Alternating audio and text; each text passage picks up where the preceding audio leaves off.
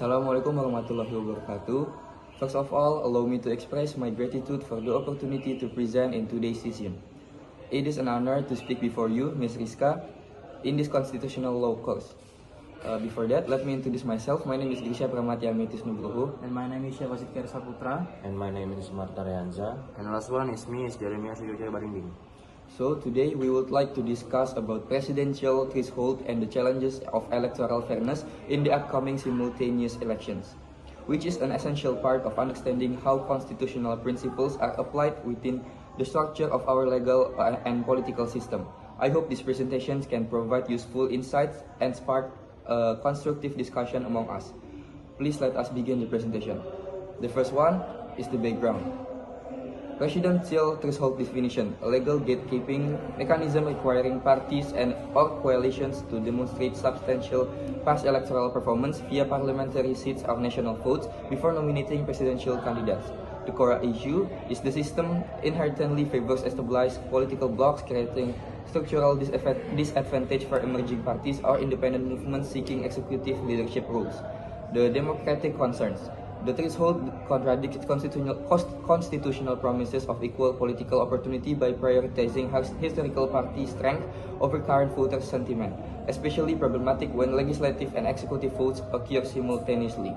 The oligarchy risk is enable elite networks to control candidate selections, transforming democracy into a closed system where power circulates among entrants' interests rather than responding to popular will.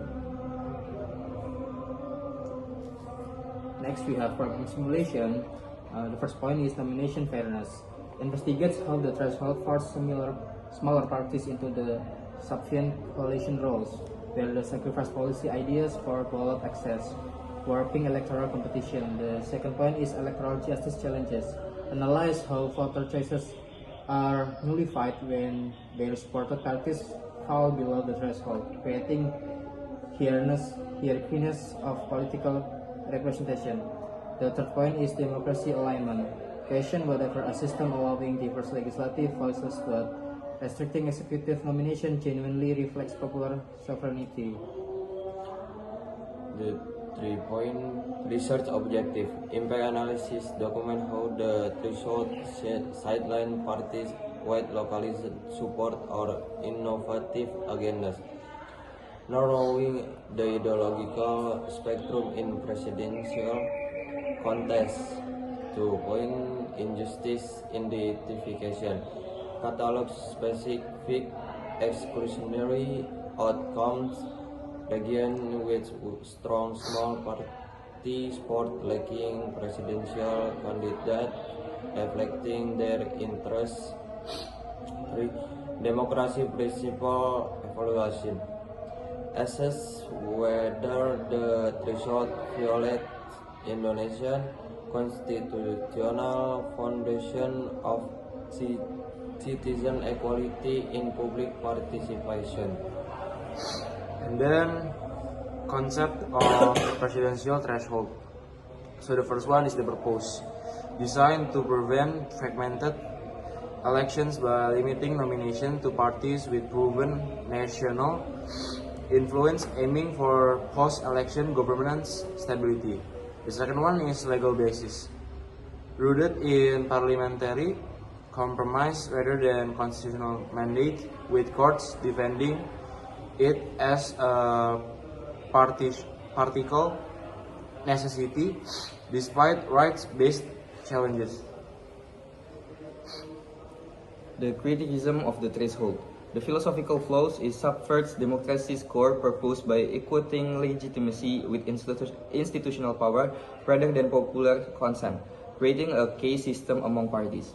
Second one is political reality. In practice, reduces elections to negotiations among party bosses, marginalizing issue-based discourse and grassroots movements. The next slide is threshold in simultaneous election. The point number 1 is structural conflict.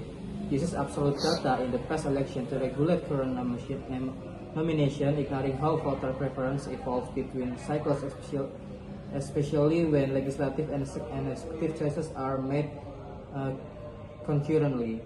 And the second point is voter inconsistently. forces citizens to into contradictory position, supporting a legislative party while being barred from backing its presidential vision due to arbitrary threshold. The next slide, polarization and choice limitation. Polarization favor candidates amplify us versus them narrative, replacing police debates with identity politics and deepening social fracture. Vote impact creates disillusionment as criticism, especially youth saying election as choosing between identical elite rather than meaningful alternative.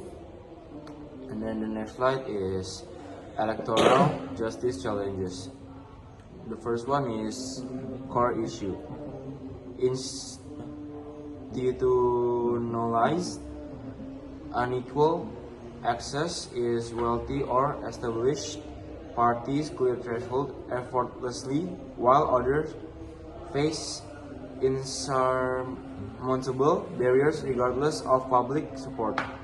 The second one is legal distortion. Judges current electoral legitimacy through a backward-looking lens, ignoring shifts in public opinion or emerging social movements.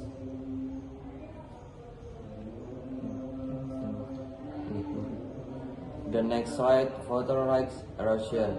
Criticism impact effectively disfranchise blocks of voters whose preferred candidates are excluded, treating their vote as invalid for executive preparation. Long-term risks normalizes electoral exclusion, teasing criticism their participation in conditional rather than foundational to democracy. Okay, next, the conclusion is the presidential threshold was intended to strengthen political stability and streamline presidential elections in Indonesia. However, its application in simultaneous elections has revealed multiple democratic flaws. It limits political access, reduces voters' choices, and reinforces the dominance of established political elites. As a result, the threshold hinders electoral fairness and inclusivity in simultaneous elections, where current voter preference should be prioritized. Relying on past legislative results for presidential nominations is increasingly problematic. Therefore, rethinking the presidential threshold is essential to ensure the fair competition, broader representation, and stronger public trust in democratic process. The last one, we have recommendation. The government and the legislative should revise the election law to better align with the principle of justice and representation within the simultaneous election system. The Constitutional Court must take a more progressive stance in reviewing the constitutional basis of the presidential threshold to ensure equal political rights for every participant. And the last thing is public participation and the role of civil society must be strengthened to support more inclusive and democratic electoral reforms. That's all from us. Okay, I think that's all from our presentation. Thank you for your attention, for the opportunity to present today, Ms. Rizka. I hope the points we've shared can contribute to our understanding of constitutional law. Thank you. Wassalamualaikum warahmatullahi wabarakatuh.